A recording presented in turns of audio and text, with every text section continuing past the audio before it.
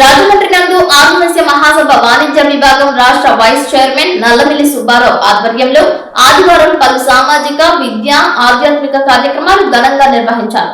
మొదటగా శ్రీ అకాడమీ శ్రీ మహోత్సవ్ 7.0 రెండో బ్రాంచ్ ప్రారంభోత్సవం వైభవంగా జరిగింది. ఈ కార్యక్రమానికి ముఖ్య అతిథిగా విచ్చేసిన ఆర్యవైశ్య మహాసభ గౌరవ అధ్యక్షులు చిన్ని రామసత్యనారాయణ రిబ్బన్ కట్ చేసి నూతన శాఖను ప్రారంభించారు. ఈ సందర్భంగా ఆయన విద్యార్థులను ఉద్దేశించి మాట్లాడుతూ నేటి విద్యార్థులే రేపటి భావి భారత పౌరులు అని, చక్కటి విద్యను అభ్యసించి ఉన్నత స్థానాలకు చేరుకుని దేశానికి కీర్తి తీసుకురావాలని ఆకాంక్షించారు. అనంతరం నల్లమిల్లి సుబ్బారావు మాట్లాడుతూ విద్యార్థులు క్రమశిక్షణతో పాటు ట్రాఫిక్ నిబంధనలను తప్పనిసరిగా పాటించాలని, విద్య విషయంలో నిర్లక్ష్యం పనికిరాదని సూచించారు. ఉపాధ్యాయులను గౌరవించడం ప్రతి విద్యార్థి కర్తవ్యమని, తల్లిదండ్రులకు మంచి పేరు తీసుకువచ్చే విధంగా ఉన్నత విద్యను అభ్యసించి జీవితంలో ఉన్నత శిఖరాలను అధిరోహించాలని పిలుపునిచ్చారు. బ్రహ్మ రాసిన రాత కంటే ఉపాధ్యాయులు తీర్చిదిద్దే భవిష్యత్తు మన జీవితానికి ఎంతో విలువైనది అని పేర్కొన్నారు. తదనంతరం రాజమహేంద్రవరం వంకాయలవారి వీధిలోని సాయిబాబా ఆలయ వార్షికోత్సవ వేడుకలలో చిన్ని రామసత్యనారాయణ పాల్గొని సుమారు 6,000 మంది భక్తులకు అన్నప్రసాద కార్యక్రమాన్ని ప్రారంభించారు.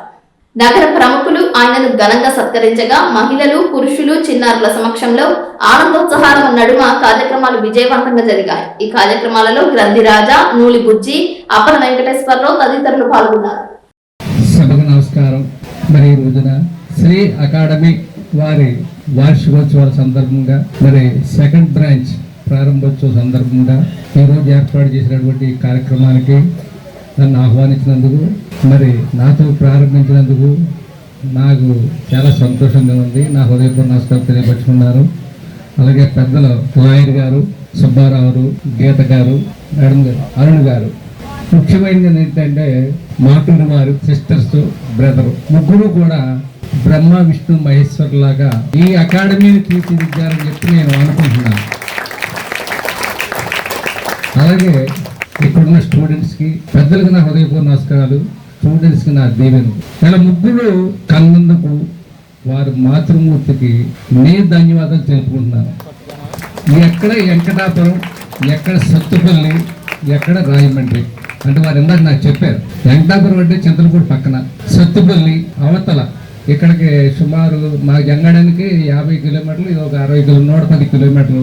మరి ఇక్కడికి వచ్చి వారి అమ్మగారి ఇంటికాడ ఉండి అసలు ఈ అకాడమీ ప్రారంభించాలన్న కోరిక వారికి కలిగినందుకు చాలా సంతోషంగా ఉంది.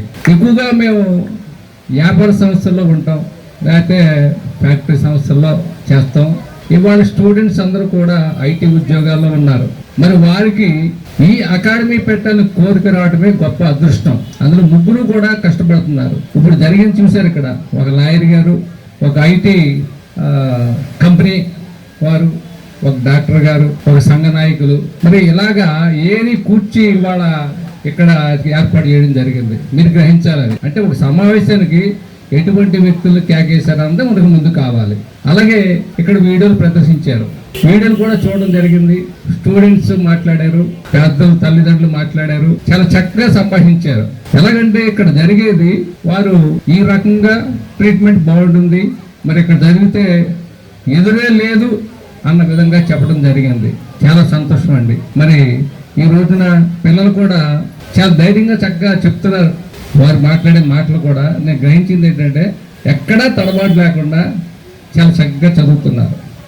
ఎందుకంటే 30 సంవత్సరాల నుంచి మేమే సంఘాల్లో, పార్టీలో ఉన్నాం, అయినా మాకు కొద్దిగా డౌట్ ఫీర్ ఉంటుంది కడుపులో మైక్ మాట్లాడాలంటే. కానీ మీరు ధైర్యంగా చక్కగా మాట్లాడుతున్నారంటే అది మీకు మీ ఉపాధ్యాయులు ఇచ్చిన ధైర్యం. అది చాలా ధైర్యంగా చక్కగా చెప్పుకున్నారు. కాబట్టి మీ అందరూ కూడా ఇలాగే స్టూడెంట్స్ తప్పుగా చదువుకుని మంచి పేరు తెచ్చుకుని, ఇది పుణ్యక్షేత్రం రాజమండ్రి, గోదావరి పక్కనే, ఇక్కడ ఎంతో మంది పెద్దలు ఉన్నారు. కందుకూరు వీరశిలం గారు లాంటి పెద్దవారు ఉన్నారు ఇక్కడ సంఘ సంస్కర్తలు. అటువంటి సంస్థలు ఉన్నారు, అటువంటి గ్రామాల్లో ఉన్నారు, అటు పట్టణంలో ఉన్నారు. మీరు 12 ఏళ్ళకి ఒకసారి పుష్కరాలు వస్తాయి. 12 ఏళ్ళకి మీరు మరి వాళ్ళ ఈ ఏర్పాట్లు చేసి పుష్కరాలు గుర్తిస్తున్నారు. త్వరలో 1 సంవత్సరంలో పుష్కరాలు వస్తాయి, 12 సంవత్సరాలు నిండుతాయి వీరికి. అది ఇక్కడ ముందు కార్యక్రమం. మరి అది